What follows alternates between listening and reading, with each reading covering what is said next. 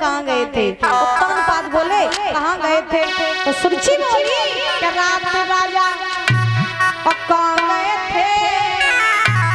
कहाँ गए थे? और मेरे चौपट खुले की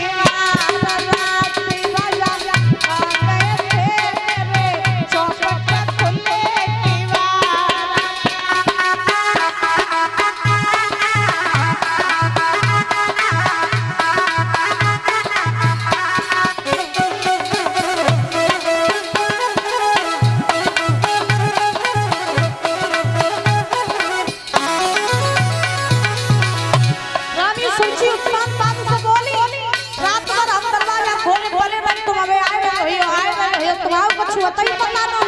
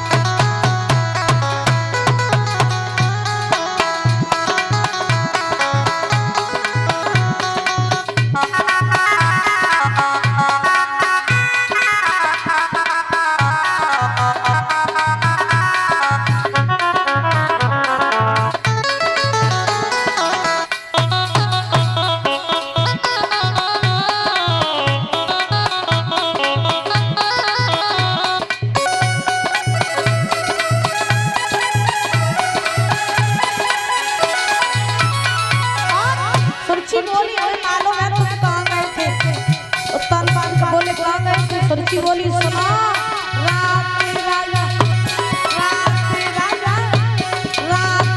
राजा बन गए थे मेरी सौदा के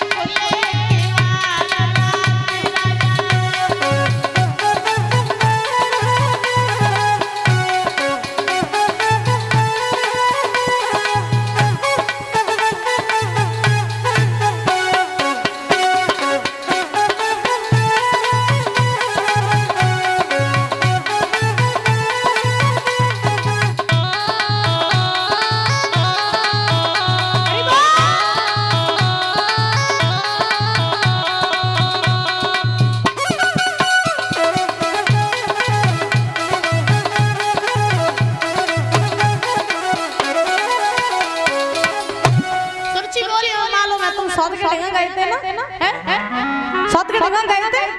उत्तानपाद बोले ना ना तुम्हें तो चाहते कि तुम्हारी बिना आगे आगे तुम कहूँ जा ही नहीं सका तो तुम सौद की बात कर रहे हो। अरे सबरात हम जब दरवाजा पे डरे रहे दरवाजा खटखटाते रहे काउरे दरवाजा नहीं खोलो हम तुम्हारी बिना आगे आगे सौद के ढंगा कैसे चले जाए? ना रानी हम कहीं नहीं गए थे हम नहीं आते हम तुम्हें बहुत शौक तुम्हारी बिना परमिशन के हम घर तक बाहर नहीं देते। जो ये बात सुनी अब महाराज रानी का हृदय पिघल गया। घर में घरवाली रूठ जावे तो मनावे को सबसे बढ़िया उपाय बाकी सामने बाकी बड़ाई करने लगा तो अपने आप मन जाते महाराज। प्रेम से बोलो राधे राधे और जोर से बोलो। तो महाराज सुखदेव जी समझा रहे हैं रावण परीक्षित। आज रानी सुरुचि जो महाराज है वो राजा उत्तानपाद को महलों में लेकर के गई और आसन पर बैठाया, बड़ी खातिरदारी की। समय बीता, इधर दोनों रानियों ने गर्भ धारण किया।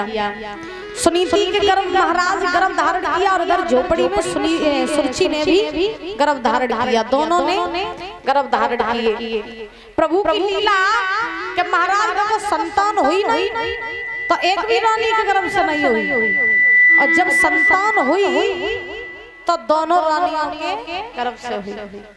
सुरुचि ने गर्भ धारण किया, सुनीति ने। समय बीता, दोनों रानियों के गर्भ के जब 9 मास पूरे हुए तो महाराज दोनों रानियों के गर्भ से एक एक बालक ने जन्म लिया। महलों में सुरुचि के गर्भ से एक बालक ने जन्म लिया और झोपड़ी में सुनीति के गर्भ से एक बालक ने जन्म लिया। महलों में जब बालक हुआ, राजा उत्तानपाद ने बहुत खुशी मनाई, बहुत दान किया, गायों का दान किया। अवधवासी सब बधाई देने आ रहे हैं उत्तान पाद को। मैया सुरुचि बड़ी प्रसन्न है। और इधर झोपड़ी में मैया सुनीति के गर्भ से जब बालक ने जन्म लिया तो वह मैया के पास कोई इतना नहीं है जो उसकी पीड़ा को कोई बांट सके। मैया अकेले गीत गाई रही, अकेले नाच रही और महाराज भगवान से कह रही परमात्मा सुनी तो, लेकिन बहुत दिनों के बाद सुनी। और बालक भी दिया तो कैसा दिया, क्या बोली कि चंदा जैसी चांदनी और गुलाब जैसो फूल मोए राम ने दियो, मोए राम ने दियो।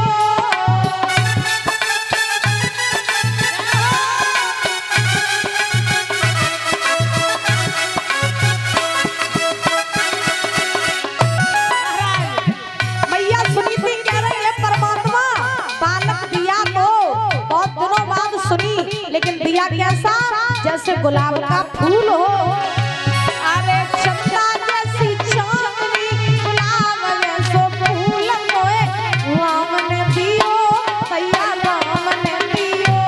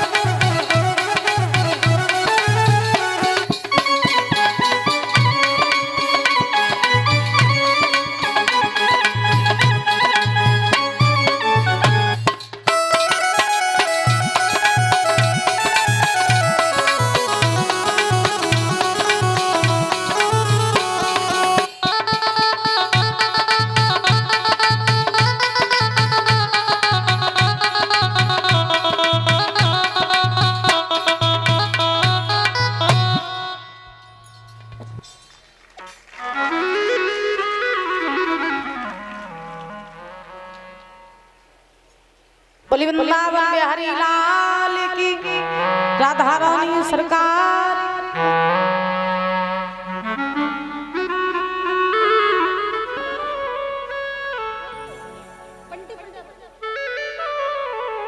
बंटी प्रजापति भैया जी ये माला पहना करके, पगड़ी पहना करके सम्मानित कर रहे हैं और जोरदार ताली बजाएंगे।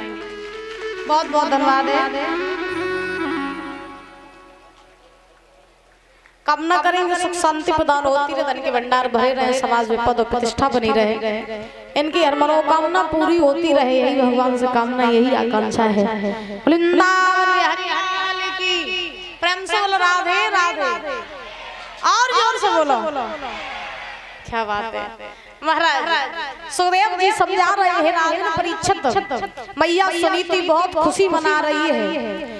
दोनों बालकों के जब नामकरण संस्कार हुए तो सुरुचि का जो बालक था उसका नाम उत्तम पड़ा और सुनीति का जो बालक था उनका नाम ध्रुव पड़ा। अब उत्तम और ध्रुव जब धीरे धीरे 5 साल के हुए तो ये एक ही पाठशाला में पढ़ने जाने लगे। अब जब एक पाठशाला में पढ़ने गए तो परीक्षित जी महाराज दोनों की घनिष्ठ मित्रता हो गई। अब मित्रता इतनी गहरी हुई कि एक दिन उत्तम ने ध्रुव का हाथ पकड़ा और कहा भैया हाँ तू मुझे कभी अपने घर नहीं ले जाता है, चल आज मैं तुझे अपने घर लेके चलूं। हाथ पकड़ लिया उत्तम ने, ध्रुव को खींचते हुए ले गए, उत्तानपाद की सभा में ले जाकर के खड़ा कर दिया ध्रुव को। अब ध्रुव उत्तानपाद राजगद्दी पर बैठे थे। दादा उन्होंने ध्रुव जी को देखा तो ममता जागृत हो गई, रुका नहीं गया, गद्दी से उतरे और झपट के ध्रुव जी को महाराज जकड़ करके अपनी गोद में बैठा लिया और दुलार करने लगे, लाड़ करने लगे ध्रुव जी को। अरे ये तो मेरी बड़ी रानी का बड़ा बेटा है, ये मेरी पहली संतान है, तो बड़ी खुशी मना रहे हैं राजा उत्तानपाद। ध्रुव को खिला रहे हैं, लाड़ दुलार कर रहे और उत्तम जमीन पर खड़े। अब बाई सभा में बैठो रहे चुगला को बैठो रहे, चुगला चुगलन को काम का हो, इधर की उधर कर वो, हाँ इधर की उधर करना। अम्मा जी कभी बुराई तो नहीं करती है, नहीं करती चुगली उगली तो नहीं करती, अब छोड़ दई हो, ये पहले करती थी, पहले नहीं करती थी, कब नहीं करी कब चुगली। अच्छा तो सही, तो तुम ईमानदार हो, बोलो गोविंद भगवान की। तो बाई सभा में चुगला बैठ हो रहा है, तो बस चुगला ने महाराज जाय के सुरची से कही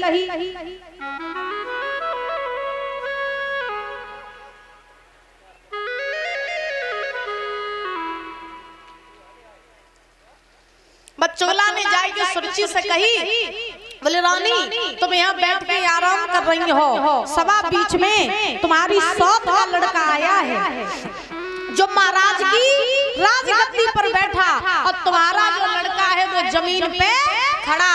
अगर तुमने उस सौत के लड़के को भगाया नहीं तो बहुत ही जल्द वो तुम्हारी सौत और उसका लड़का इस महल पे कब्जा कर लेगा, फिर तुम्हारी सौत महलों में अब तुम जो पड़ी जाओ से भगाओ।